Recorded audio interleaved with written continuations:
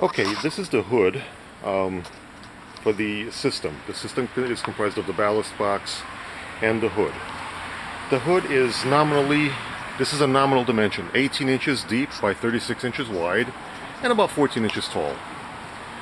The hood is pine box, although let me describe this. This is actually a stainless steel box with pine decoration on the outside. What that means is this is not a wooden box. Although it is wood, the box is metal with wood overlay. It is not a wooden box with metal applied on the inside. The box itself is stainless steel. It's used. It sits on top of the tank on these ledges made of angle stainless steel. The opening is pretty big on the front. Let me get a ruler. Okay, I have a ruler here with me.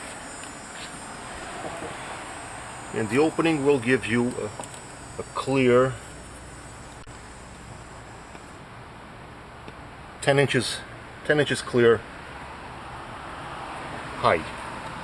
So you have 10 inches of clear height on the opening when you open the hood. And full width.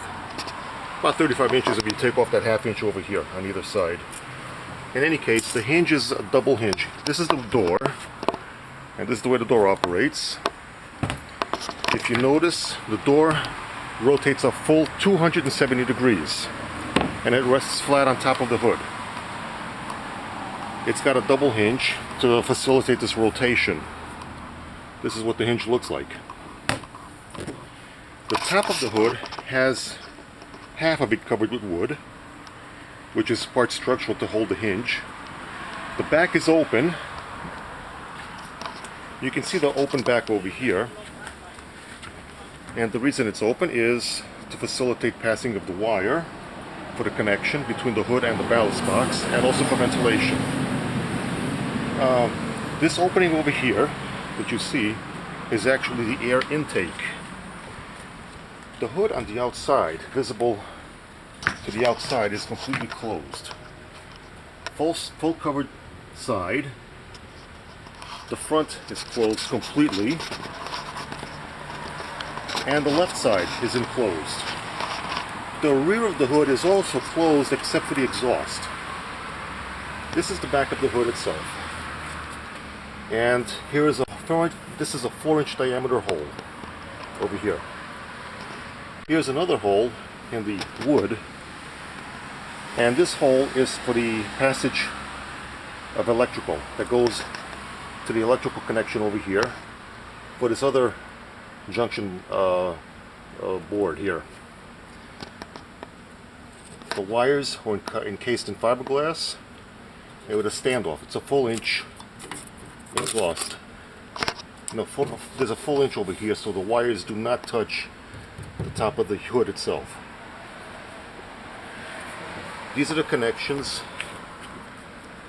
for the fluorescent fixtures over here. Again, a standoff.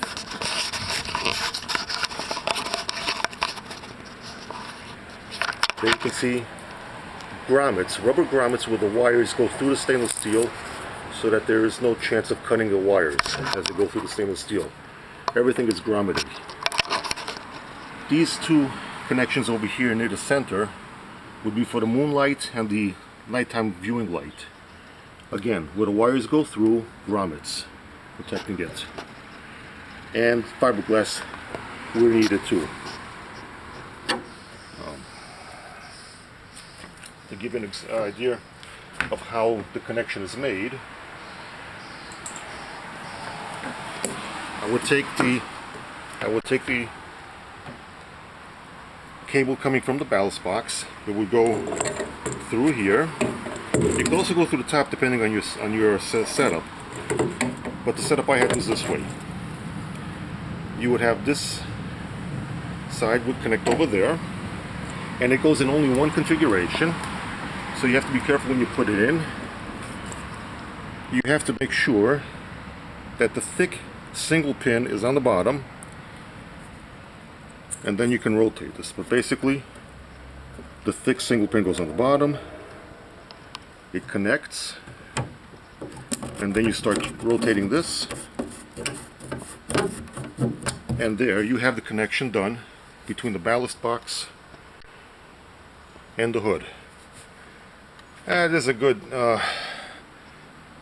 there's a good almost 8 feet of cable between the two, so you can have the ballast box located remotely. In my configuration, I had the ballast box in the sump closet behind the tank,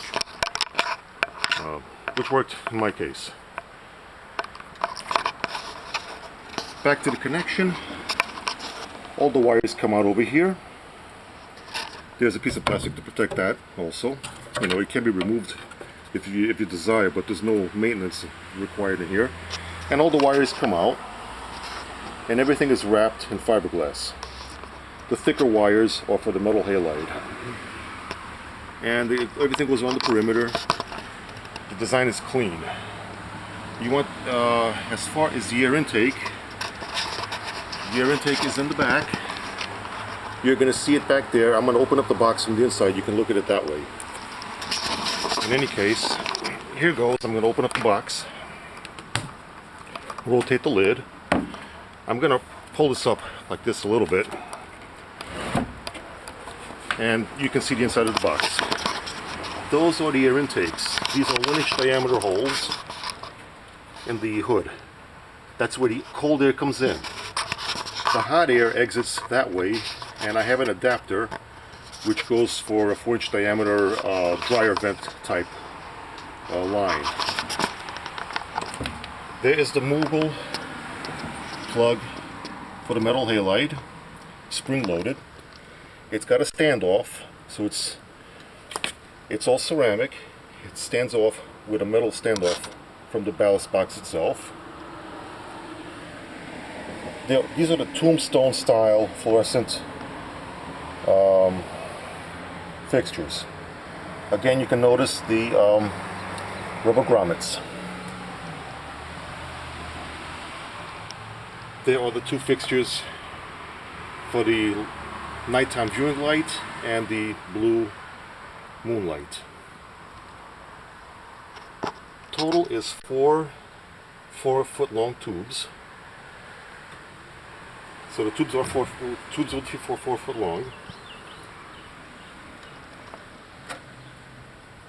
Again, 4 on the side. So total, it's about half a kilowatt of power in terms of draw. The box is corroded on the inside, as you can see,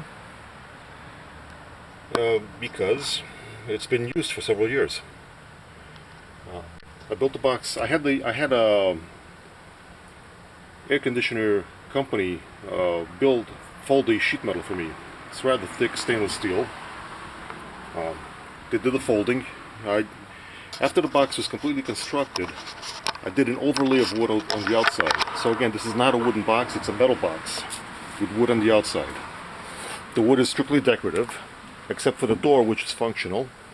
And to have a complete enclosure where everything is stainless steel on the inside, I did put a sheet of stainless steel on the door itself. Otherwise, this is the only part of the wood that is functional. The door has 2 pieces of wood and a breadboard on the side.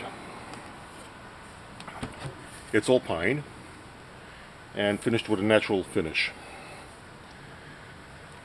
The adapter that I used in my case is this. This adapter goes here. It slips in from the inside out. In my case, it would fit this way. In my case, it went through the wall and out. And outside I had a fan that would actually pull. So there was no fan in the box itself. The fan is external. You provide the fan. This is only for the hood and the box.